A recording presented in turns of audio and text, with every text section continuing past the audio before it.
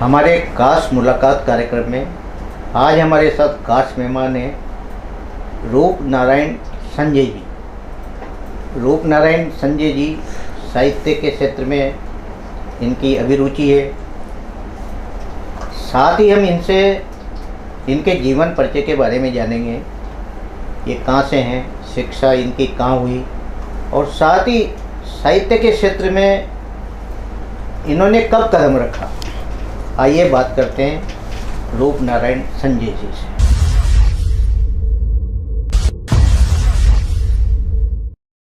रूप नारायण जी, आपका हमारे स्टूडियो में बहुत बहुत स्वागत है। नमस्कार साहब, धन्यवाद, बहुत बहुत धन्यवाद आपको। रूप नारायण जी, आप अपने जीवन परिचय के बारे में बताएं। आप कहाँ से हैं, आपकी शिक्षा कहाँ से प्रारंभ हुई और कब से आपने ये साहित्य का क्षेत्र चुना। सर ऐसे जो जन्मभूमि है जी वह इटावा के पास एक सन्मानपुरा गांव है जी। वहीं पर जन्म हुआ, पालन पोषण शिक्षा जो 8वीं कक्षा तक का वहाँ पर विद्यालय है। एक गरीब परिवार में जन्म हुआ, लेकिन केवल धन से ही गरीब थे, विचारों से व्यक्तित्व से इनसे काफ़ी अच्छे हमारे जीवन से जो हमें प्रेरणाएं मिली। जैसे मंदिर की पूजा करते थे पिताजी, शास्त्रों का ज्ञान था दादाजी को पिताजी को। तो सर उस ज़माने में हमारे गांव में रामलीलाएं हुआ करती थी। तो उस रामलीला में जैसे पिताजी पहले राम बनते थे, उनके बाद जैसे जैसे हम बड़े हुए तो मैं राम का रोल करने लगा। तो कहीं ना कहीं वो चरित्र वो हमारे जीवन में उतरने लगा कि राम से अच्छा जीवन तो किसका हो सकता है, राम से अच्छा चरित्र किसका हो सकता है। तो वो चरित्र की देन थी, वो गांव के संस्कार हैं सर। और धीरे धीरे धीरे जैसे ही वो व्यक्तित्व हमारा उभर करके सामने आया तो हमें समाज ने सम्मिलित किया, हमारे विचारों को पहचाना जाना और धीरे धीरे धीरे धीरे हम शहरीकरण की ओर आगे बढ़े। यहाँ पर हिंदी रेजोनेंस जो कोचिंग है उसमें मैं हिंदी का अध्यापक हूँ। जैसे पूरे भारत के वहाँ पर मुझे बच्चे मिले सर, और उन बच्चों को पढ़ा करके साहित्य में जितना मैं डूबा, मेरी जिज्ञासाएं जगी। पहले मैं औरों के साहित्य जैसे सूर्यकांत त्रिपाठी निराला, जयशंकर प्रसाद, जो पाठ्यक्रम में सम्मिलित साहित्यकार हैं, उनको इतनी रुचि के साथ पढ़ा था कि बच्चे कभी कभी यूँ बोलने लगते कि सर बहुत मज़ा आ रहा है। फिर मैंने सोचा कि जब साहित्यकारों की अपन रचनाएं पढ़ते हैं पढ़ाते हैं, बच्चों को अच्छा लगता है, तो क्यों ना हम भी साहित्य में कहीं ना कहीं कुछ न कुछ लिखें। तो सर मैंने शुरुआत की छोटी छोटी, जैसे कभी कभी विचारों में 1 लाइन आ गई, 2 लाइन आ गई, 4 लाइन आ गई। जैसे भी विचार आए अपने मन की अभिव्यक्ति को प्रकट करना मैंने उस समय शुरू किया। जब मन की अभिव्यक्ति प्रकट हुई तो हमारे आर्य साहित्य समिति के अध्यक्ष आनंद हजारी जी, कोटा के जो वरिष्ठ साहित्यकार है, उनसे मेरी मुलाकात हुई स्टार्टिंग में ESI हॉस्पिटल में उनसे सर मेरी मुलाकात हुई।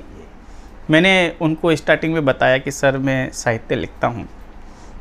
तो उन्होंने सर्वप्रथम मुझे सालासर प्रॉपर्टी जो धनराज जी हैं, उनके यहाँ पर एक काव्य गोष्ठी का आयोजन था सर, तो उसमें मैं गया था। तो सबसे पहले उन्होंने जैसे मेरे को बुलाया, थोड़ा सा डर था, थोड़ी सी झिझक थी, तो उसका सामना करते हुए मैंने वहाँ पर एक छोटी सी कविता पढ़ दी। फिर मुझे एक हाड़ौती के मूर्धन्य साहित्यकार विष्णु जी विश्वास, बिल्कुल जो अंता की धरती के, बिल्कुल, बहुत बढ़िया। उनका सानिध्य मिला और उन्होंने मेरे कंधे पे हाथ रखा कि रूपनारायण चिंता मत कर यार, ऐसे सीखते हैं, हम भी ऐसे सीखे हैं। तो बालाखेड़ा में कोई कवि सम्मेलन था, तो सर सबसे पहला मंच मेरे को वहाँ पर मिला था और उन्होंने कविता कैसी थी ये तो मुझे पता नहीं, लेकिन मुझे 200 रुपये भी दिए थे कि सर पारितोषिक के रूप में, या अपन पारितोषिक मान लें, या साहित्य के प्रति आगे बढ़ने के लिए एक प्रलोभन मान लें। तो इस तरह से सर साहित्यिक गतिविधियाँ चलती रही, परिवार के संस्कार आगे बढ़ते रहे, रेजोनेंस के बच्चों का प्यार मुझे मिलता रहा और मैंने अभी बहुत सारी कविताएं और बहुत सारे मंच अभी किए हुए हैं और मेरा उद्देश्य है केवल साहित्यिक साधना और समाज का एक दर्पण बन के जो भी टॉपिक मुझे मिलता है तो उस पर कहीं ना कहीं कुछ न कुछ लिखने का मैं प्रयास करता हूँ। रूपनारायण जी, कोई कविता आपने बिल्कुल वो सुना है आप? सर अभी सामाजिक परिवेश को मैं देखता हूँ कि आज आप गांव चले जाओ, शहरी सभ्यता में गली मोहल्ले जहाँ पर भी अपन जाते हैं, वहाँ पर एक समस्या सर सबके पूरे समाज के सामने है, जो शायद अभी तक किसी ने उस पर प्रकाश डालने का शायद कोशिश की या न की, कि आज भी ग्रामीण अंचल में आपको प्रत्येक गांव में 15 से 20 बच्चे कमारे मिल जाएंगे। यही स्थिति है, जिनका कहीं पर संयोग बैठता नहीं है। उसके पीछे रीज़न क्या है? मैंने उसको ढूंढने का प्रयास किया कि आखिरकार रीज़न क्या है। तो सबसे पहला रीज़न जो मैंने सर पाया वो ये पाया कि बच्चों की शिक्षा में अभाव, कमी होने के कारण उनके शादी संबंध नहीं हो पाते। दूसरा कारण जो मुझे मिला वो मिला लिंगानुपात वाला।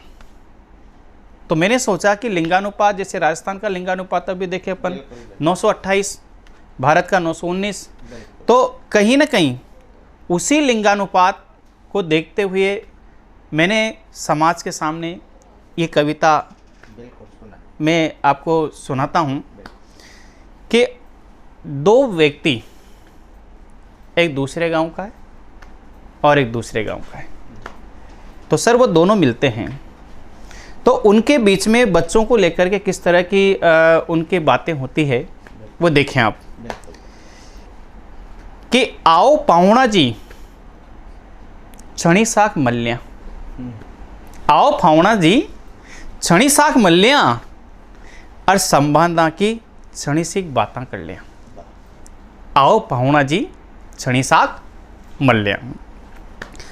संस्कारां को बण जाव अगर जोग, संस्कारां को बण जाव अगर जोग, तो जाति समाज ने, तो जाति समाज में भी करा देंगे भोग। भाई संस्कारों को यदि योग बने चे तो कहीं ना कहीं अपन जाति समाज का लोगों ने भोजन करा देंगे। संस्कारों को बन जाओ अगर जोग, तो जाति समाज को भी करा देंगे भोग। पंडित जी सु गुणा को मलान कर लिया, अजी पंडित जी सु गुणा को मलान कर लिया। आओ पाहुणा जी थोड़ा सा मल लिया। अब मल तो लिया हुआ, देखो आप कशा कशा मना एम तर्क देवा को प्रस्तुत करे छे। आज का जो लोगों की भावना है कशा मलबो छो को किसी बात है और वो अपना पीछे कहीं खबो छाओ छे कि पाहुणा अब मल तो लिया ही सही, पाहुणा अब घर बारह की भी बातें कर लिया, पाहुणा अब घर बारह की भी बातें कर लिया और बालका की शिक्षा पर भी थोड़ा सो ध्यान धर लिया, बालका की शिक्षा पर भी थोड़ा सो ध्यान धर लिया। अरे अतनाम अजी अतनाम छोरी हाड़ो बोलियो, अजी अतनाम छोरी हाड़ो बोलियो और ओको मन डोलियो कि इकलौती बेटी छे मारी, इकलौती बेटी छे मारी फड़बा में छे होशियार। बीए एमए की डिग्री सु शिक्षा करी छे पार। देखो एक पिता की किस तरह से अपने बच्ची को लेकर के उसके अंदर जागरूकताएं होती है कि इकलौती बेटी च मारी पढ़बा मच होशियार, BA MA की डिग्री सु उन शिक्षा करी च पार, अतना में छोरा हाड़ो डोलियो, कमो कहीं को अतना में छोरा हाड़ो डोलियो और फेर जार बोलियो, फेर जार बोलियो। कबियाई जी माँ को छोरा कभी, माँ का छोरा कभी बीगा भरिया की च ज्याग, ज्याग समझ गया साहब आप? कि माँ का छोरा कभी बीगा भरिया की च ज्याग, और घर का पाछे, और घर का पाछे बाड़िया में कर मली च स्याग, बाकी खेता में नरा को लागे च पानी, बागी खेता में नरा को लागे च पानी, और घर में कमी कोई ना, घर में कमी को ना, बनी रहोगी बहु रानी, रानी बन रहेगी, कोई बात को न चिंता। हाँ अजी मारो छोरो कम पढ़ियो, अजी मारो छोरो कम पढ़ियो फिर भी ठाड़ छ, मारो छोरो कम पढ़ियो फिर भी ठाड़ छ, जल्दी करो फावणा हाँ, जल्दी करो फावणा हाँ, इम खाई की नाच, इम खाई की नाच। तो देखो साहब, हाँ तो वह तो सही च फावणा, वह तो सही च फावणा। देखो जब भी कोई संबंधों की बातें होती है तो उसमें सर कहीं ना कहीं तर्क वितर्क से होते हैं, शर्तें रखी जाती है, लेकिन शर्तें उधर से रखी जाती है जिधर का पक्ष मजबूत होता है। बिल्कुल सही। तो यहाँ पर बेटी वाले का पक्ष मजबूत है तो वो अपनी शर्त को रखना चाहते हैं कि वह तो सही च फावणा, पण छोरी की भी एक शर्त छ, जो आज ग्रामीण अंचल के सामने सबसे ज़्यादा परेशानी छ, समाज के सामने सबसे ज़्यादा परेशानी छ, उन्हें मुँह आपके सामने कविता का माध्यम से प्रकट कर रही छूँ कि वह तो सही च फावणा, पण छोरी की भी एक शर्त छ कि माड़ में जाबासू और झाड़ू पोछा लगाबासू न नफरत छ, माड़ में जाबासू और झाड़ू पोछा लगाबासू उन्हें नफरत छ, और गांव को माहौल और बड़ा परिवार में वह नखट आओगी, क्या गांव को माहौल और बड़ा परिवार में वह नखट आओगी। अरे छोरी पढ़ी लिखी छ, ये लिए रोटियां भी सासू ही बनाओगी, ये लिए रोटियां भी सासू ही बनाओगी, फिर वह तो 10 बजे उठकर मेकअप में लग जाओगी और दिन भर कूलर में बैठर फिर हड़ासू बतलाओगी। ये बच्ची के संस्कार हैं या कुसंस्कार हैं? ऐसी भावनाओं को यहाँ पर उकेरने का मैं प्रयास करता हूँ सर आपके सामने कि दिन भर कूलर में बैठकर फिर हड़ासू बतलाओगी, और फिर उसके बावजूद भी जब बच्चे की कमियाँ हो तो फिर भी वह कशा अपनी बात में रख छ। देखो आप, अजी छोरिया मलरी कहाँ छ, अजी छोरिया मलरी कहाँ छ, ये समझो ये तो आप छ ना, तो अच्छी ने भी नहीं दे रहे मुँह आपको बताएं, ये समझो ये तो आप छ, छोरिया मलरी कहाँ छ, या तो ब्याई बनकर पली पली बात साफ छ, या तो ब्याई बनबा का फली बात साफ साफ छ, काई करतो फावणो लड़काड़ो काई करतो समय काई करतो फावणो मन महसूस कर रही, काई करतो संदेश देखो आप कविता को कि काई करतो फावणो मन महसूस कर रही हो। अरे लिंगा अनुपात की सोचर गोडा में माँ तो समट गयो, सोचबा लाग्यो का कस्या संभळेगा घर बार, और कस्या करेगा छोरा छोरी जीवन न पार, बहुत बढ़िया, कस्या संभळेगा घर बार और कस्या करेगा छोरा छोरी जीवन न पार। अजी काई यही पढ़ाई की नई सोच पर खेद छ, काई यही पढ़ाई की नई सोच पर खेद छ, अतना में बोले सारा मतलब क न फावणा यो खेद को न क न फावणा यो तो लिंगानुपात को भेद छ। बहुत बढ़िया। न फावणा यो तो लिंगानुपात को भेद छ। तो असी असी सर समाज न जो कविता वहाँ को उद्देश्य न पूरी करच उसु संबंधित मन असी कविताएं लिखवा को मांडवा को प्रयास कर्यो छ। रूपनारायण जी आपने हिंदी साहित्य में भी कुछ लिखा? सर हिंदी साहित्य में भी छोटे छोटे छंद मैं अक्सर लिखा करता हूँ और काफ़ी लिखे हैं और कई मंचों पर मैंने बताने का उनको पढ़ने का प्रयास किया है। जैसे एक छंद आपके सामने मैं निवेदित करता हूँ कि धीरे धीरे आज वक्त बदल रहा है, कि धीरे धीरे आज वक्त बदल रहा है, हर व्यक्ति मोबाइल में ढल रहा है।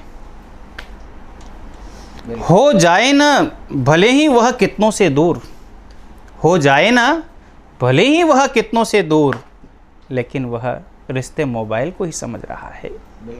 धीरे धीरे वक्त बदल रहा है। अब पिता संग बैठना उसे कहाँ भाता है, अब पिता संग बैठना उसे कहाँ भाता है, अरे अब माँ के संग बातें करना उसे कहाँ आता है। अब भाई बहन के बीच लड़ना झगड़ना वह कहाँ चाहता है। अब तो वह केवल मोबाइल की ही भाषा समझता है, क्योंकि धीरे धीरे वक्त बदल रहा है। ऐसी छोटी छोटी कविताएं मैंने लिखी है। तो इसी साहित्यिक दौर को सर मैं आगे बढ़ाता रहूँगा और समाज का दर्पण बनकर ही एक संकल्प है, साधना है कि कहीं ना कहीं समाज के सामने अपन काम। आपने माइड भाषा में भी लिखा? बिल्कुल। और ऐसा आपने कुछ पांडुलिपि तैयार कर रखी है ताकि वह साहित्य प्रकाशन में? सर अभी पांडुलिपि बहुत सारी कविताएं हैं जिनका मैंने संग्रह कर रखा है। अब उसका प्रकाशन की मैं जल्द से जल्द उसके प्रकाशन को आगे बढ़ाऊंगा, कहीं ना कहीं प्रकाशित करके समाज के सामने उसको लाने का प्रयास कर रहा हूँ। रूपनारायण जी आपने जो समाज के लिए बिल्कुल साहित्य के रूप में क्या परोसा? समाज के लिए सर मैंने जिस भी परिवेश को मैं देखता हूँ, जैसे सभी हाड़ौती के बहुत सारे जितने भी साहित्यकार हैं, वरिष्ठ जो मेरे गुरु हैं जिनसे मैंने चलना सीखा है, उनकी उंगली पकड़ी है, तो मैं प्रयास करता हूँ कि रोज़ ही जो भी मैं समाज में घटित घटनाओं को देखता हूँ, हलचल को देखता हूँ, उस पर व्हाट्सएप के माध्यम से, फेसबुक के माध्यम से 2 लाइन रूप की चुटकी के नाम से देने का प्रयास करता हूँ कि ताकि उसको समाज समझे। और उस पर काफ़ी अच्छी प्रतिक्रियाएँ मेरे को मिलती है, चाहे व्हाट्सएप हो, फेसबुक हो। तो मैं उस रूप की चुटकी के माध्यम से 2 लाइन तो कम से कम लिखता ही हूँ। ये मेरा प्रयास है। रूपनारायण जी जो अपने हाड़ौती में साहित्यकारों का एक समूह है, यानी वरिष्ठ साहित्यकार है, किन किन साहित्यकारों पर आपका प्रभाव रहा? सर जैसे हाड़ौती में अपन कहें मुरलीधर जी गौड़ साहब, मुकुटमणि राज जी, इधर से दुर्गादान सिंह जी और विष्णु जी विश्वास, बाबू बंजारा जी, और ऐसे कई साहित्यकार हैं जो मेरे अग्रज हैं, जो मैं उनकी कविताओं को पढ़ता हूँ, समझता हूँ, सुनता हूँ और उन्हीं पर कुछ कि और समाज को अपन क्या दें लिखने का सर प्रयास करता हूँ। रूपनारायण जी जाते जाते एक कविता और आप हमारे दर्शकों को सुनाएं। बिल्कुल बिल्कुल बिल्कुल। तो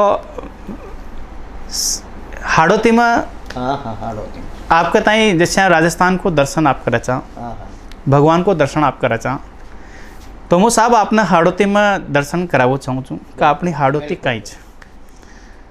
तो साहब देखो, आप यहाँ को भूगोल, यहाँ को इतिहास, यहाँ की लोक, यहाँ की संस्कृति देखो साहब आप कि जे बोलो राजस्थान की, जे बोलो हाड़ौती मान की। क्यों बोलो साहब जे कहीं चाहिए हाड़ौती कैंची को मान, कैंची को सम्मान। तो सबसे पहले इतिहास पर ले जा पूछाऊँ। अरे हाड़ी रानी हाड़ोती की, नारी को सम्मान छ। बहुत बढ़िया। कि हाड़ी रानी हाड़ोती की, नारी को सम्मान छ। अरे शीश काट जन थाड़ सजायो, शीश काट जन थाड़ सजायो, वा मर्दानी नार की, जे बोलो राजस्थान की, जे बोलो हाड़ोती मान की। यहाँ की साहब अपन भूगोल ने उठा देखा कि राजस्थान में हाड़ोती को भूगोल कुछ अलग ही कथा कच कि चंबल परबण पार्वती भी, गंगा जी की धार छ। माने तो कि चंबल परबण पार्वती भी, गंगा जी की धार छ। हर खेता की या प्यास बुझाव, खेता की या प्यास बुझाव, अस्या इका वरदान की, जे बोलो राजस्थान की, जे बोलो हाड़ोती मान की। यहाँ को आप देखो, पहराव देखो साहब। बिल्कुल। अरे फरावा में पाछे कौन, हाड़ोती की नार भी, कि फरावा में पाछे कौन, हाड़ोती की नार भी। अरे गोटादार लुघड़ो पण, गोटादार लुघड़ो पण गिरदार मिदार की, जे बोलो राजस्थान की, जे बोलो हाड़ोती मान की। पुरुषों को पहनावा देखो आप कि धोती कुर्ता अरस्याफान, मर्दा को मान बढ़ायो। देखो आप पहनाव देखो आप, सबसे अच्छो पहनाव अपना जो हाड़ोती को च कि धोती कुर्ता अरस्याफान, मर्दा को मान बढ़ायो। अरे बड़ खाती मुँह छान देखो, बड़ खाती मुँह छान देखो, जग में नाम कमायो, जे बोलो राजस्थान की, जे बोलो हाड़ोती मान की। तो यो मैंने एक हाड़ोती दर्शन मांडवा को प्रयास करे छे साहब। रूपनारायण जी, आपने बहुत बड़े हाड़ोती दर्शन को गीत सुनायो। बिल्कुल। ये थे हमारे साथ साहित्यकार रूपनारायण जी संजय। इन्होंने साहित्य जीवन दर्शन के बारे में बताया, कब से इन्होंने साहित्य का शुभारंभ किया और किन किन साहित्यकारों का इनके जीवन में प्रभाव पड़ा, और साथ ही समाज की विकृतियों को इन्होंने परोसने का काम किया है। आज ही हमारे स्टूडियो में पधारे, आपका बहुत बहुत धन्यवाद साहब, बहुत बहुत धन्यवाद।